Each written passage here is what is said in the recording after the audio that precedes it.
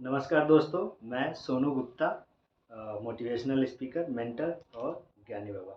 आज कुछ इस तरीके से चर्चा करने वाले हैं कि एग्ज़ाम का रिजल्ट आने वाला है।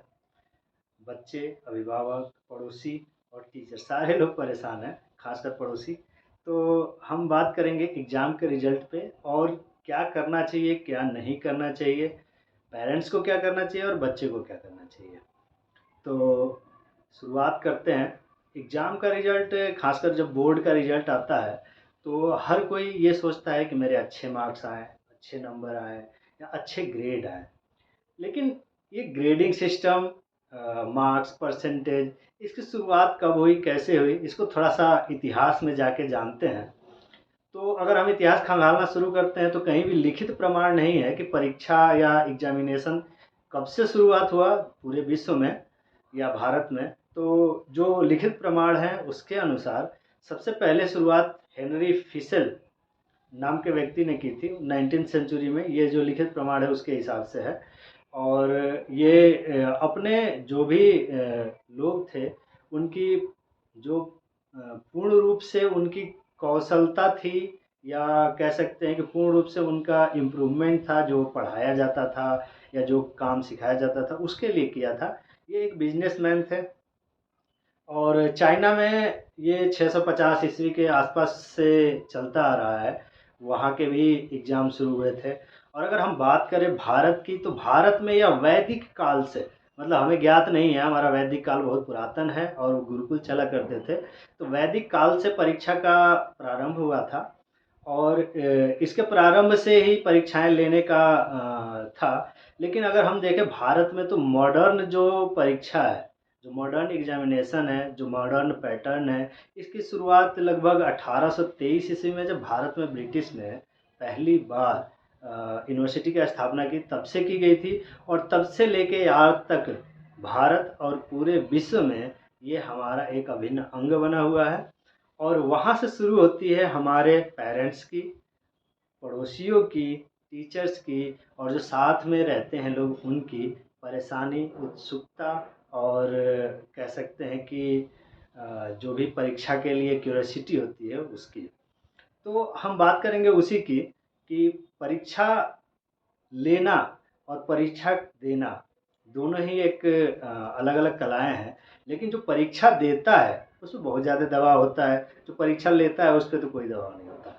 जो परीक्षा देता है उस पे दबाव होने के साथ-साथ उसके माता-पिता, उसके रिश्तेदार, उसके भाई-बंधु, उसके दोस्त मित्र सारे लोग दबाव में होते हैं कि अच्छे ग्रेड्स आने चाहिए, अच्छे परसेंटेज आने चाहिए। लेकिन मैं आप लोगों को बताना चाहूँगा कि ग्रेड्स और परसेंटेज कोई मायने नहीं रखते हैं।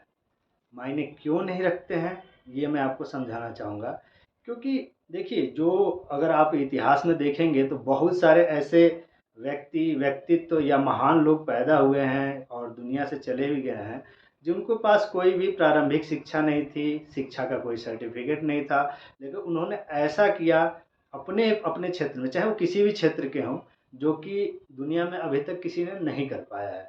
और करने की लोग कोशिश करते हैं, बहुत लोग कर पाते हैं, बहुत लोग नहीं भी कर पाते हैं। इसमें से आप देख सकते हैं जैसे सचिन तेंदुलकर, महेंद्र सिंह धोनी, क्रिस्टियानो रोनाल्डो, आप बिल गेट्स को भी देख सकते हैं। शिक्षा के क्षेत्र में अगर देखना चाहें तो थॉमस अल्वा एडिसन है।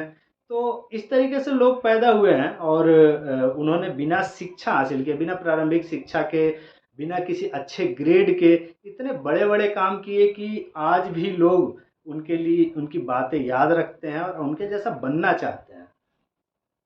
तो रिजल्ट आने के बाद जिन लड़कों के अच्छे मार्क्स आते हैं, उनके घर में तो पार्टियाँ होती हैं, खुशियाँ मनाई जाती हैं और बहुत सारे मिठाइयाँ भी बाँटी जाती हैं। लेकिन एक चीज़ ध्यान रखने योग्य होता है, पार्टियाँ कीजिए, लेकिन जिस भी लड़के ने वो मार्क्स, अच्छे ग्रेड्स लाए हैं, उसकी कंडीशन के बारे में एक बार बात करना बहुत ज़रूरी है। उसकी कंडीशन के बारे में बात करना क्यों ज़रूरी है? क्योंकि वो मार्क्स वो स्वेच्छा से पढ़ के लाया है या पेरेंट्स के दबाव में, टीचर के दबाव में या किसी और दबाव में लाया है। क्योंकि आजकल का जो सिस्टम है एग्ज़ामिनेशन का, वो सबके ऊपर प्रेशर होता है। तो अगर वो स्वेच्छा से पढ़ के लाया है तब तो बहुत अच्छी बात है, नहीं तो उसकी काउंसलिंग करने की ज़रूरत है। अगर वो किसी दबाव में परीक्षा दे, किसी दबाव में अच्छा परफॉर्म कर रहा है, तो दबाव में अच्छा परफॉर्म करना बहुत अच्छी बात है, लेकिन हो सकता है कि उसका मन कहीं और लग रहा हो और वो पेपर केवल रट्टा मार के दे रहा हो, तो वो परफॉर्मेंस बहुत दिनों तक काम नहीं आएगी। ये समझने वाली बात है। ये आप सोच रहे होंगे कि मैं ऐसी बात क्यों कर रहा हूँ कि अच्छा परफॉर्म किया फिर भी उसकी काउंसलिंग करें या उससे बात करें कि उसने स्वेच्छा से किया है या कैसे। आप देखेंगे कि बहुत सारे ऐसे लोग होते हैं दुनिया में जो कि किसी दबाव में या किसी प्रेशर में या किसी के कहने पे कुछ दिन के लिए वो काम करते हैं और बहुत अच्छा कर लेते हैं, लेकिन लंबे टाइम के लिए या जब उनको अच्छा परफॉर्म करना होता है, जैसे मान लीजिए कि अभी आप कोई नौकरी का एग्ज़ाम दे रहे हैं, उसमें अगर परफॉर्म करना हो तो वो उस तरीके से परफॉर्म नहीं कर पाता है। क्यों? क्योंकि उसकी स्वेच्छा या उसका जो इनर कैपेबिलिटी है जिस चीज़ में, वो उस चीज़ को नहीं कर रहा है। तो उसकी काउंसलिंग करने की बहुत ज़रूरत है, जो परफॉर्म किया है उसकी भी। और मैं कहूँगा कि माता-पिता खुद से उससे बात करें, टीचर अलग से बात करें और उसकी टोटल जो भी बातें हैं उसको सुनें और उस पे विचार करें। अब आ जाते हैं ये फेल्योर की। जहाँ पे फेल होते हैं लोग, वहाँ पे बहुत डिसअपॉइंटमेंट होती है, लोग डिप्रेशन में चले जाते हैं, लड़के बहुत परेशान होते हैं। और आजकल देखा गया है ज़्यादातर केसेज़ में बहुत सारे लड़के और बहुत सारी न्यूज़ आती हैं कि लोग परफॉर्म ना करने की वजह से आत्महत्या कर लेते हैं। तो इसका कारण होता है, सबसे बड़ा कारण होता है कि पेरेंट्स की उससे जो कह सकते हैं कि डिमांड होती है। डिमांड, मैं सीधा-सीधा कहूँगा डिमांड। पेरेंट्स चाहते हैं कि मेरा लड़का बहुत अच्छा परफ़ॉर्म करे, आईआईटीज़ में जाए, आईएएस बने या टॉप करे, ये डिमांड है, ना कि कोई ऐसी चीज़ जो कि बच्चों को आप समझा रहे हैं। तो जो पेरेंट्स की डिमांड होती है, ये सबसे ज़्यादा उस पे प्रभावी होती है। तो डिमांड भी एक तरीके से हानिकारक है किसी भी परफ़ॉर्मेंस को देने के लिए। तो डिमांड से पेरेंट्स को मैं कहूँगा कि बचना चाहिए और बच्चे को मेनली जो आपका बच्चा अगर 1 बार या 2 बार परफ़ॉर्म नहीं कर रहा है, तो उसके साथ बात करना चाहिए, डिस्कस करना चाहिए कि क्या वो करना चाहता है और जो कर रहा है उसमें क्या कमी आ रही है। ठीक है? तो ये एक बात होती है जो फ़ेल होते हैं उनके लिए। और फ़ेल होने के बाद सबसे बड़ी दिक्कत क्या होती है, लोग देखते हैं कि मेरा जो सहयोगी था या मेरा सहपाठी था, वो अच्छा कर गया है, पड़ोसी क्या कहेंगे? सबसे बड़ी दिक्कत क्या होती है कि लोग क्या कहेंगे? मेरा बच्चा फ़ेल हो गया या मैं फ़ेल हो गया। तो जहाँ पे भी ये थिंकिंग आने लगे ना कि लोग क्या कहेंगे? वहाँ पे अपने आप को सँभालो। लोग कुछ भी कहें कोई फ़र्क नहीं पड़ता, फ़र्क पड़ता है कि तुम अपने आप के बारे में क्या सोच रहे हो। अगर तुम फ़ेल हुए हो, दोबारा से शुरुआत करते हो, फिर से अपने आप को एनर्जी देते हो और हर रोज़ कुछ नया सीख के जिस चीज़ में फ़ेल हुए उसको करना चाहते हो, उसको बार-बार करते रहते हो, बार-बार करते रहते हो, तो आज नहीं तो कल सफलता मिलेगी।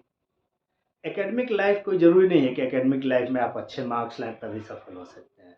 बहुत सारे व्यक्ति ऐसे होते हैं जो हाई स्कूल में बहुत अच्छा परफ़ॉर्म नहीं करते, बाद में जाके आईएएस बन जाते हैं, आईआईटीएन्स बनते हैं, जाके बहुत ऊँचे पोस्ट पे बैठते हैं। तो ज़िंदगी स्कूल के रिज़ल्ट से ख़त्म नहीं होती है और ग्रेड लाना बहुत बड़ी बात नहीं है। ग्रेड कोई भी ला सकता है, लेकिन जो असली ज़िंदगी होती है, वो होती है कि आप जो करना चाहते हो, वो कितना कर पाते हो।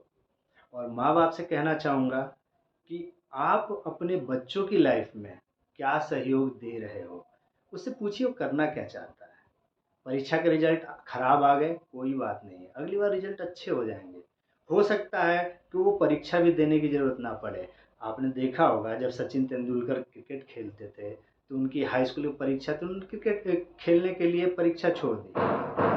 और आज तक आप देखे होंगे उनसे सफल व्यक्ति बहुत कम ही मिलेंगे पूरी दुनिया में क्रिकेट के मामले में। तो पढ़ाई ज़रूरी है एक लिमिट तक, लेकिन इस तरीके से प्रेशर देके उस पढ़ाई को ना करवाया जाए ताकि लड़के या लड़कियां जो भी हैं वो डिप्रेशन में चले जाएं या केवल ग्रेड्स के लिए ही भागने लगे। पेपर्स होते हैं, एग्जामिनेशन होता है ओवरऑल इम्प्रूवमेंट देखने के लिए कि उनका इनर और आउटर ओवरऑल इम्प्रूवमेंट कैसे होता है, ना कि इसके लिए कि वो कितना ग्रेड लाता है।